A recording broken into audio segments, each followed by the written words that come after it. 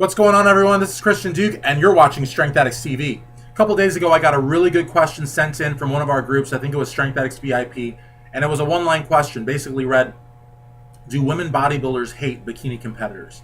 And if so, why? And I think, first and foremost, the term hate is not apropos. I don't think that female bodybuilders hate bikini competitors. What I think is the case is that women's bodybuilding has had to put up with a lot.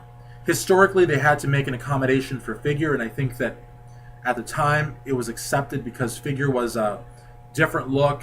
It didn't really threaten women's bodybuilding, and women's bodybuilding didn't threaten it. So, figure, in a woman bodybuilder's eyes, is really a legitimate division. They're all legitimate divisions in my eyes, but to some women bodybuilders, understandably, I think, figure has had its trial by fire. It is a real division. It presents a different look, a different physique, a different direction. You can have two directions in one division. Look at men's bodybuilding and men's physique. That's fine. Seems to be working pretty well. Men's physique is much more popular at the local, regional level. At the national amateur level, it's about 50-50. At the IFBB Pro International level, men's bodybuilding is certainly more popular, thanks in no small part to the introduction of the 212 division, which I just started. The 212 division has brought a lot of credibility. It's made a lot very interesting, and quite frankly, has really pushed the card in terms of development and physique and ripness. And again, the 212, I love the 212. So, yeah, that's cool. Men's bodybuilding, men's physique, women's bodybuilding, women's figure, right?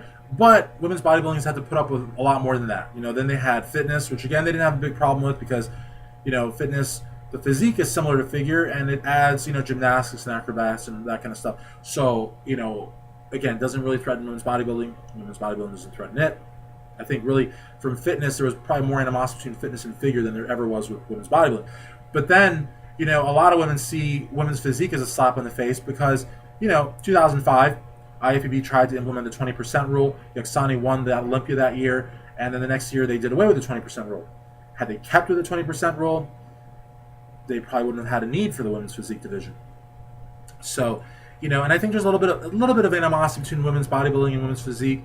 I think the women bodybuilders really kind of look back at 2005 and they're like, why? Why didn't you keep this rule? Why didn't we have this new division now? And women's bodybuilding does directly conflict with women's bodybuilding. It takes a lot of people that like muscular women have, moved away from women's bodybuilding to women's physique. And the women's physique competitors are mortified that they got rid of the Miss International in 2014 and have shelved the Miss Olympia in 2015, but not for that solidarity effect. No, they're mortified because of the idea of having women like Betty Viana or Colette Nelson or Zoe Lindsay that are, beautiful, muscular women coming from women's bodybuilding, now coming to women's physique. The women bodybuilders have an abundance of knowledge of, nutrition, supplementation, training, contest prep. A lot of these women bodybuilders have so much knowledge about contest prep that they are gurus in their own right.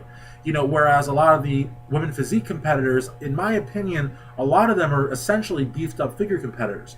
And a beefed up figure competitor has a lot to be worried about going up against a former female bodybuilder. So, the women's physique competitors enjoy it while it lasts, but like DLBs, Juliana Malacarnes, Sabrina Taylor's, all beautiful, beautiful, gifted women's physique champions. A couple of years from now, when they're competing with the Betty Vianas that have been in women's physique for 2-3 years and really have transformed their physiques, good luck to you. Good luck to you is all I have to say. But so far we talked about figure, fitness, and women's physique, and on top of that, the women bodybuilders have to deal with bikini. And bikini right now, although I didn't live the era as an adult, I believe that from what I've read, I can glean that women's bikini is enjoying similar hoopla and welcome and grandstanding that women's bodybuilding received in the early 1980s. So it's just I don't know that women bodybuilders hate the women's bikini competitors, but they're both at a crossroads. Women's bodybuilding has lost its two biggest events, on the verge of extinction. Meanwhile, women's bikini, that really hasn't been around very long, is enjoying massive success.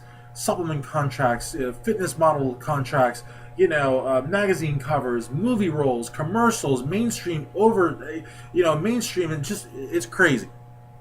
So, And here in the women's bodybuilding side, we have a petition with 2,200 names, and we haven't been able to get 8-time Miss Olympia London Marie to sign, or 4-time Miss Olympia Kim Trzewski to sign, and we're facing basically extinction for this division, and Bikini is doing so well. So I think that, there's certainly animosity because of that. And I think there's a little bit of animosity in the sense that a lot of women bodybuilders have put in, 5, 10, 15, 20 years.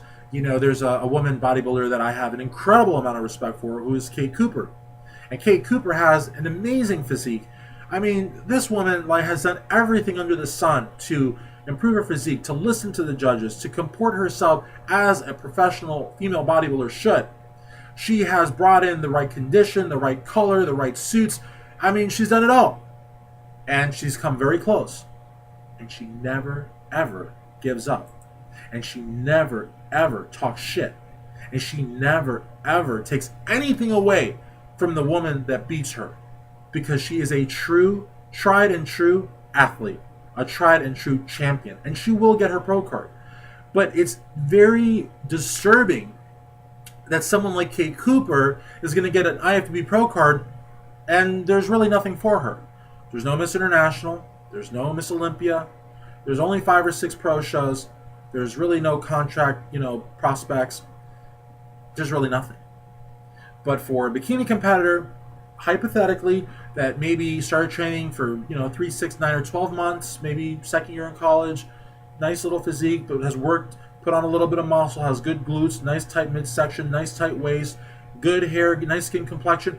If she really puts in the time and effort and the money and does a few shows and watches her diet, makes sure not to say anything stupid online, is politically correct, whatever, for a year, she can have a pro card. And when she has a pro card, the sky's the limit.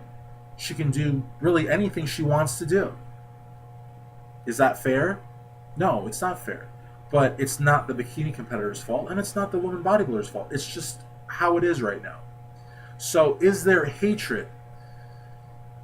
I don't think there's hatred, but I definitely think that there's animosity, and I definitely think that you have one division on its way out, and we're going to do everything possible to save it, and one division that's on its way up. And that's my answer to your question.